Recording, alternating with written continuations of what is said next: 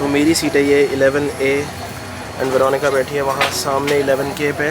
तो as you can see ये पूरा बेड बन गया है। तो अब यहाँ पर आए हैं, ये है सिंगापुर का बे फ्रंट एरिया। सामने सबसे आइकॉनिक होटल है सिंगापुर का Marina Bay Sands. What's up guys and welcome back to new vlog. तो लास्ट वीडियो में मैंने आपको बताया था कि बहुत ही जल्दी मैं और वेरोनिका यहाँ दिल्ली से साउथ कोरिया जा रहे हैं। तो आज है 20 जून एंड अभी हमारी यहाँ दिल्ली से सियोल की फ़्लाइट है।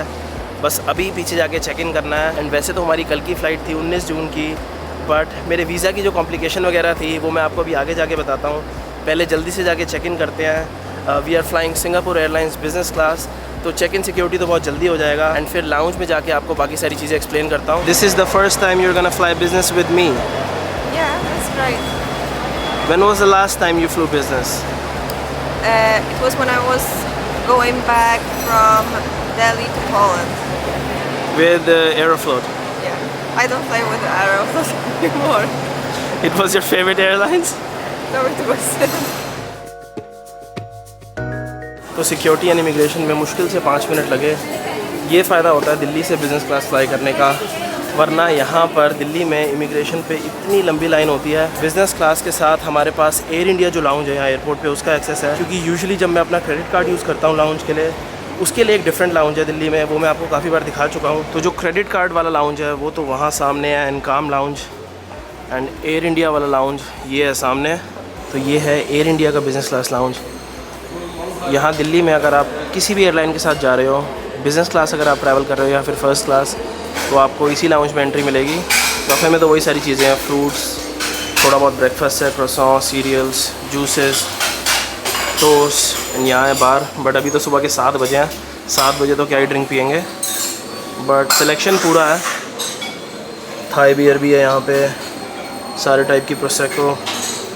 वेरोनिका ने ये पैनकेक्स लिए हैं, लग तो काफ़ी सैड रहे हैं, खाने में देखते हैं। How is the coffee?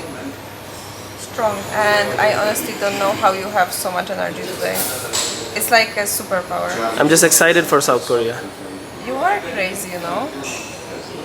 Normally, when we are at home, I can't even wake you up after like 8 hours of sleep. And sometimes when we are traveling, it's like you slept 2-3 hours and you were like, you know, so energetic. I don't know how you do that. Guys अब मैं आपको पूरी मेरी visa की situation समझा देता हूँ। जैसा मैंने आपको लास्ट व्लॉग में बताया था कि हमारी जो ओरिजिनल फ़्लाइट थी साउथ कोरिया की वो 19 तारीख की थी। मैं 13 तारीख को पोलैंड से दिल्ली पहुंचा था एंड मतलब पहुंचते ही मैं एयरपोर्ट से गया था डायरेक्ट एम्बेसी अपना साउथ कोरिया का वीज़ा अप्लाई करने। एंड यूजुअली साउथ कोरिया का वीज़ा लगने में आई थिंक 10 से 15 दिन लग जाते हैं एंड ऑब्वियसली मेरे पास इतना टाइम था नहीं। एंड मेरी किस्मत इतनी ख़राब थी क्योंकि वैसे आप VFS में जहाँ से कोरिया का वीज़ा अप्लाई होता है, आप वहाँ जाके कोरिया वीज़ा के लिए एक्सप्रेस सर्विस ले सकते हो जो सिर्फ 3 दिन में प्रोसेस हो जाता है वीज़ा, बट टेम्परेरीली उन्होंने वो भी सस्पेंड करी हुई थी, तो मैं एक्सप्रेस वीज़ा भी नहीं अप्लाई कर पाया। तो मैंने यही सोचा था कि वीज़ा तो अप्लाई करता हूँ, अगर बाय चांस वीज़ा टाइम पे नहीं आया तो अपनी फ़्लाइट डिले कर लूँगा, क्योंकि ट्रिप पे तो हमें जाना ही था साउथ कोरिया एंड जापान की। तो ट्यूसडे को मैंने अपनी एप्लीकेशन डाली थी साउथ कोरिया वीज़ा की एंड अगले मंडे मेरी फ़्लाइट थी।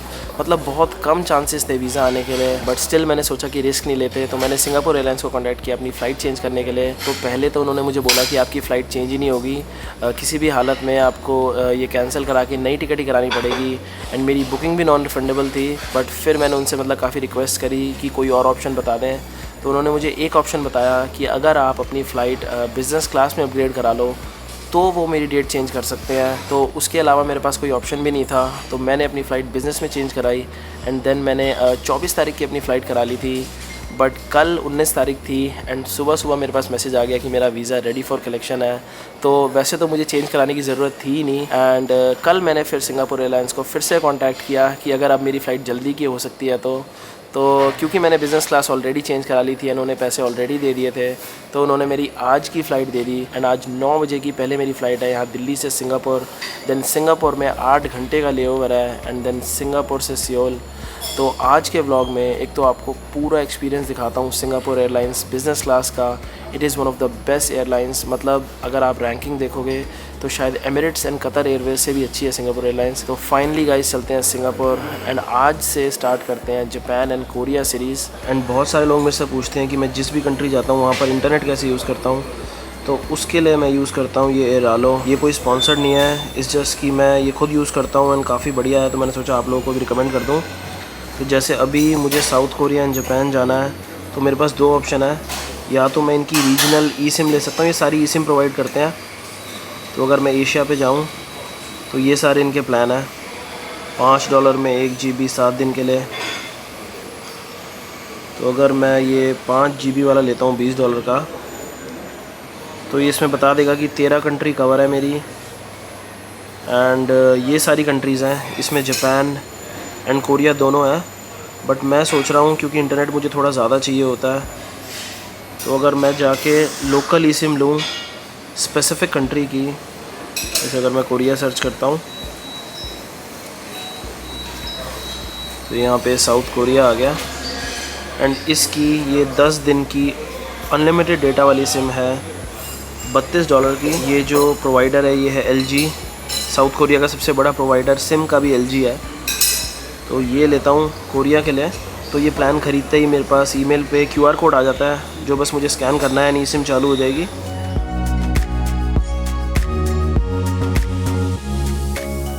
तो अब फाइनली जा रहे हैं बोर्डिंग के लिए। एंड सच बताऊँ तो मैं काफ़ी ज़्यादा एक्साइटेड हूँ इस बिज़नेस क्लास के लिए, क्योंकि पिछली 2-3 बार से जब भी मैंने बिज़नेस क्लास ट्रैवल किया है हर बार विस्तारा में था। एंड विस्तारा की सही है बिज़नेस क्लास, बट इतनी अच्छी नहीं है।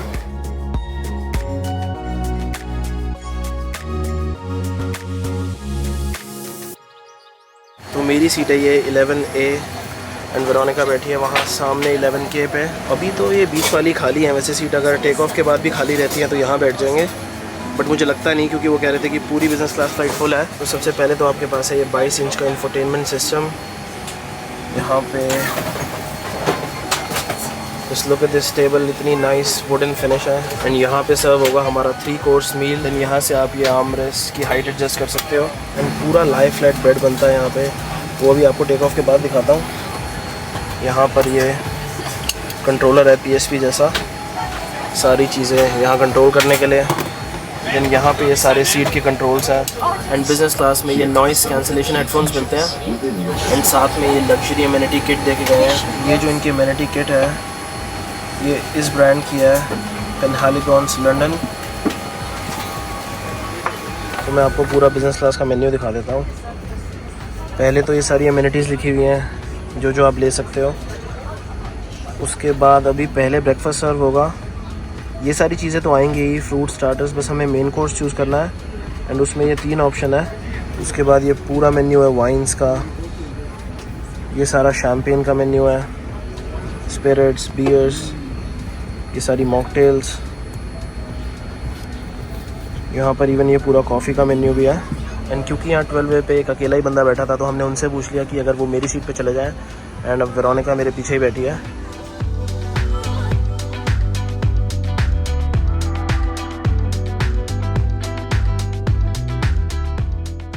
तो वेरोनिका तो ऑलरेडी सो गई है, अभी टेक ऑफ ही हुआ है बस।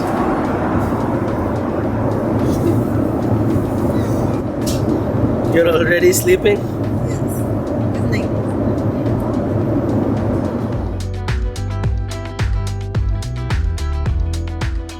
तो एज यू कैन सी ये पूरा बेड बन गया है। अब आराम से 1 घंटा सोता हूँ, फिर उसके बाद आपको ब्रेकफास्ट दिखाऊंगा। तो सबसे पहले ब्रेकफास्ट में लाया है फ्रेश फ्रूट प्लेटर, साथ में ऑरेंज जूस मैंने लिया है।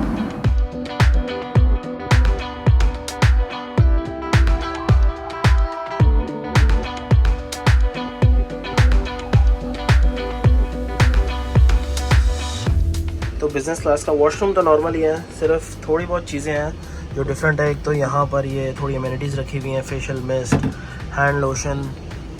यहाँ पर पेपर टॉवल की जगह ये प्रॉपर रियल टॉवल्स हैं। एंड यहाँ पे और थोड़ी बहुत अमेनिटी हैं, रेज़र, ये टूथब्रश, बस यही थोड़ी बहुत चीज़ें डिफरेंट है इकोनॉमी से। एमिरेट्स की तरह शावर तो नहीं है यहाँ पे। तो ब्रेकफास्ट के बाद एक तो ये शैम्पेन मंगाइए 1 ग्लास, और साथ में roasted nuts. How would you rate your flight out of 10? 10 out of 10.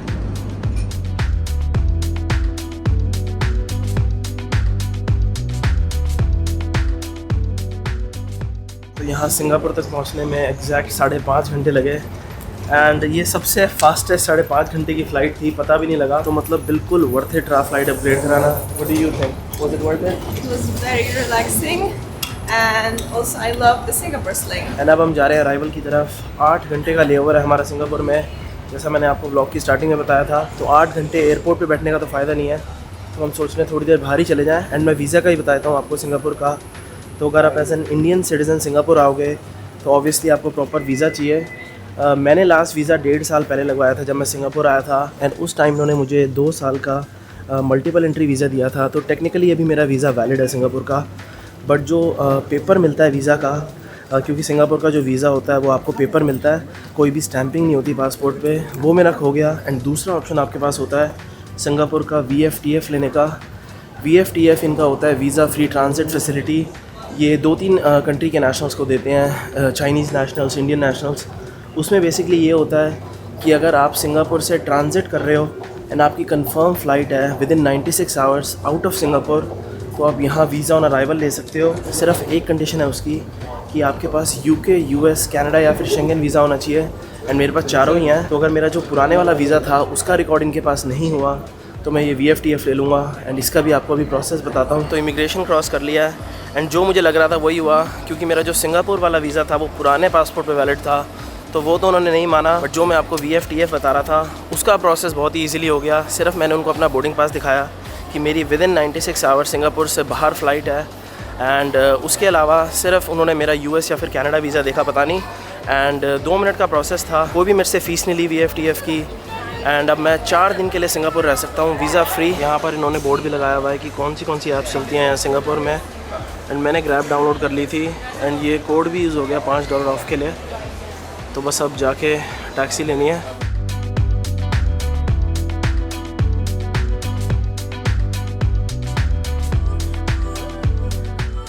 तो एक बहुत बड़ी गलती हो गई मेरे से, मैंने जो टैक्सी की ड्रॉप ऑफ लोकेशन थी वो रॉबिन रोड डाल दी, एंड मुझे जाना था रॉबिन्सन रोड।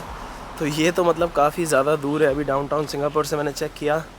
तो अब वॉक करके मेट्रो स्टेशन जा रहे हैं। पास में एक मेट्रो स्टेशन था, एंड मेरे पास इंटरनेट भी नहीं है, तो मेट्रो स्टेशन पे ही देखना पड़ेगा अब कैसे जाना है, क्योंकि मुझे जाना था जहाँ पर हमने पहले स्टे किया था जब मैं सिंगापुर आया था, वो बिल्कुल चाइना टाउन के पास में था, एंड ये अभी मैप्स पे काफ़ी दूर दिखा रहा है। तो यहाँ मेट्रो में देखता हूँ अगर ये वाली मेट्रो लाइन चाइना टाउन तक जाती है या नहीं, वरना कहीं से इंटरनेट लेके फिर से टैक्सी बुलानी पड़ेगी। वेदर काफ़ी अच्छा हुआ है यार इस वक्त सिंगापुर में, थोड़ी सी ह्यूमिडिटी है। जब लास्ट बार हम आए थे तब एक्सपीरियंस इतना अच्छा नहीं रहा था, क्योंकि एक तो रिस्ट्रिक्शंस इतनी ज़्यादा थी कोविड की, हर जगह आपको मास्क लगाना था, एक ऐप डाउनलोड करनी थी, हर जगह QR कोड स्कैन करने थे। बट इस वक्त कोई भी रिस्ट्रिक्शन नहीं है, तो आराम से हम घूम सकते हैं। एंड ये आई थिंक कोई रेजिडेंशियल एरिया है सिंगापुर का। घर तो बहुत अच्छे लग रहे हैं। ये आई थिंक कोई एक्सपेंसिव एरिया है, महंगी गाड़ियाँ खड़ी हैं।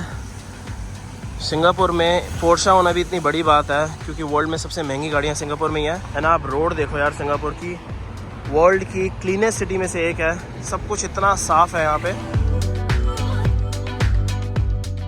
तो अभी हमें यहाँ स्टीवन स्टेशन पे, यहाँ से ये ब्राउन एंड ब्लू लाइन चल रही है, तो अगर मैं ब्लू लाइन लेता हूँ या तो लिटिल इंडिया जा सकता हूँ, एंड हमें जाना है चाइना टाउन स्टेशन। तो आई थिंक लिटिल इंडिया जाना पड़ेगा पहले, फिर वहाँ से चेंज करके China town.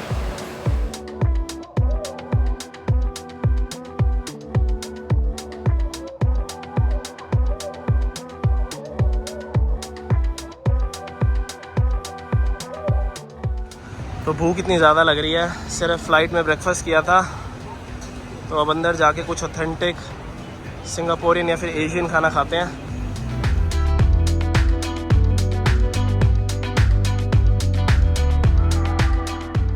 Veronica, have you ever seen a street look like this? Yes, when I was here last time. It wasn't this full. Yeah, that's true. Because I think at that time, because of COVID, it wasn't as full as it is right now. Because there was social distancing. Yeah, but right now it's amazing. Street food का scene आप मेरे सामने देख ही सकते हो, हर बंदा beer P रहा है, स्ट्रीट फूड खा रहा है। तो अब यहाँ पर आए हैं, ये है सिंगापुर का बे फ्रंट एरिया। सामने सबसे आइकॉनिक होटल है सिंगापुर का, मरीना बे सैंड्स, वहाँ पर। एंड अगर आप मेरे चैनल पे नए हो तो आप मेरी पुरानी सिंगापुर वाली वीडियो देख सकते हो, मैंने मरीना बे सैंड्स भी कवर किया हुआ है, पूरा होटल डिटेल में मैंने स्टे किया था वहाँ पे।